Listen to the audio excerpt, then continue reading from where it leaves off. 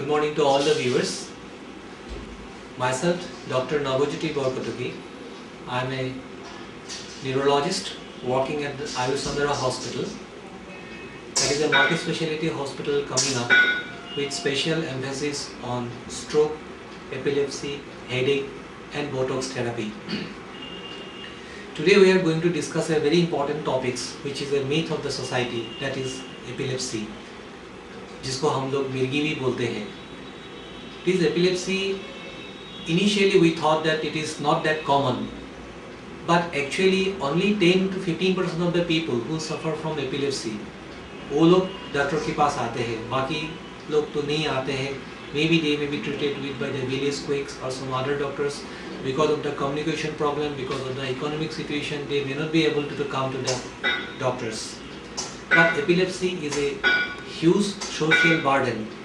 If you see the prevalence of the epilepsy, it is around 100 to 200 per lakhs of populations in the society. So in every part of the country, this statistics is the same. But the awareness is not coming up as it is expected so far. What is epilepsy? आदमी सोचते हैं ये Maggi बीमार क्या है, Maggi बीमारी क्या होता है. ये मेगी बीमारी ऐसा होता है, जब ब्रेन होता है, ब्रेन का अंदर में कुछ न्यूरॉन्स होता है. अगर आप यहाँ पे देखते हैं, ये जो ब्रेन है, ये ब्रेन का अंदर में जो हिस्से होता है, the different parts of the brain, it is all consist of small things. This is called a neuron. This is a typical neurons.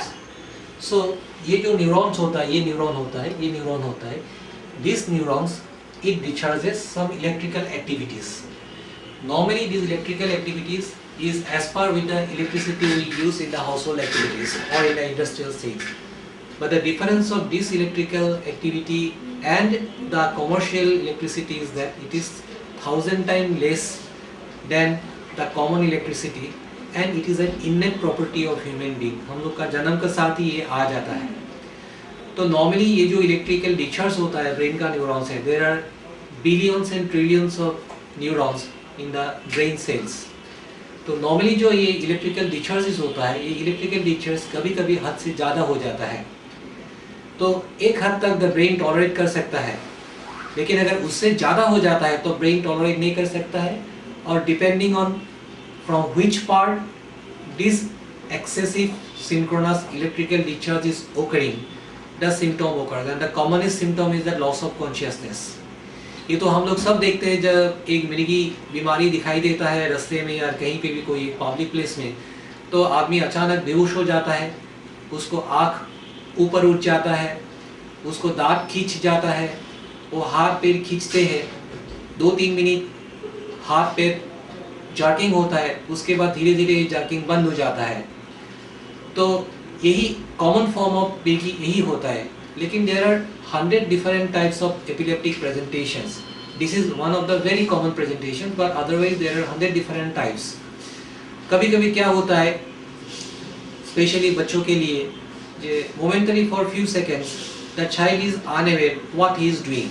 Specially in the school activities he become unattentive, started doing some automatic behavior like lip smacking, in the some rolling movement of the hands, or whatever is there in his positions, he tries to do with that, plays to do with that.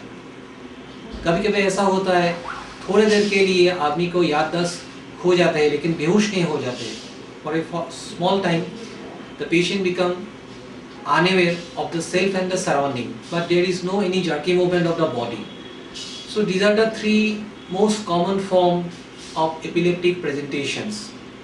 ये जो मिर्गी होता है, ये मिर्गी का क्या होता है, कई टाइप हम आपको बता दिया है जो टाइप होता है. पहले हम लोग सोचते थे ये मिर्गी बीमारी कर चुका है.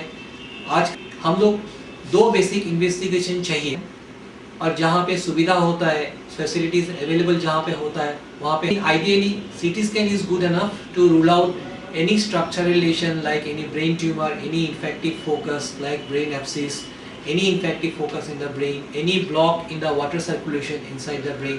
इसको पता चल जाता है सीटी स्कैन से. जहाँ पे एमआरआई में सुविधा हो तो हम लोग एमआरआई करते हैं. एमआरआई में कहीं चीज़ निकल जाता है जो सीटी स्कैन में नहीं निकालता है. तो जहाँ पे फैसिलिटी हो वहाँ पे एमआरआई करना चाहिए, और जहाँ पे फैसिलिटी ना हो कम से कम एक CT scan is enough to start treatment. दूसरे टेस्ट हम लोग जो कॉमनली करते हैं उसको हम लोग ईईजी कहते हैं। ये ईईजी ऐसा होता है, ईईजी जैसा हम लोग ईसीजी करता है, हार्ट का जो एक्टिविटी होता है, we record the electrical activity in a piece of paper. The same thing we do with the brain. ये ब्रेन फंक्शन से हम लोग को पता चल जाता है जब ब्रेन का कौन सा हिस्सा से जो एब्नॉर्मल इलेक्ट्रिकल डिस्चार्ज हो रहा है वो आ जाता है, ये हम लोग पता चल जाता है। तो basic these two investigation, one is the imaging of the brain, that is CT or in the form of MRI, and second is the EEG.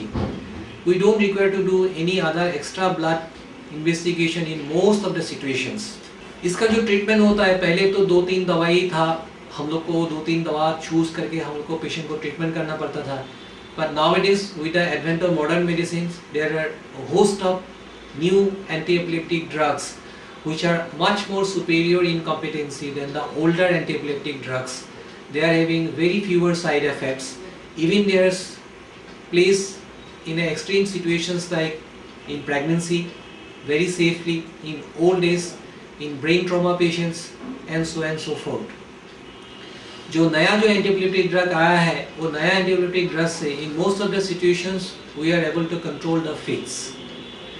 If you see the prognosis of the epilepsy, out of 100 patients, in 80% of the patients we are able to control the fits, but the duration of treatment have to be from 2 to 5 years depending on the choice of the physicians. In 80% of the situation they become free from fits. In 15% of the situations their prognosis depends on how regularly they are continuing medications.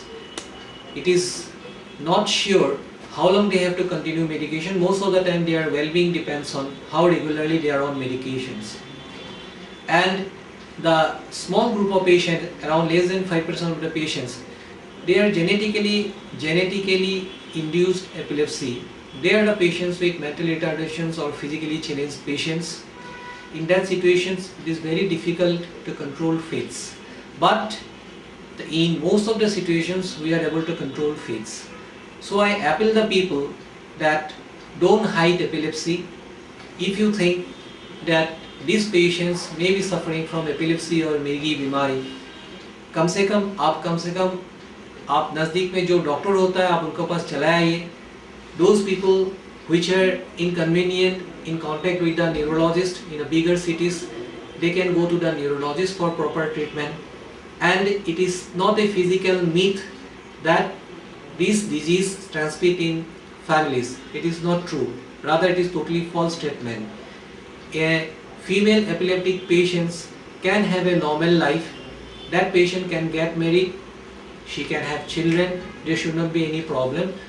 Especially in special situations where we need to continue medications, we have to take certain precautions only. So that's all. So I once again appeal all the people that if there is a doubt of having epilepsy, please do come to the nearest doctors or wherever facilities available, come to the neurologist. And in this reference I once again thank you all for patient listening of this talk.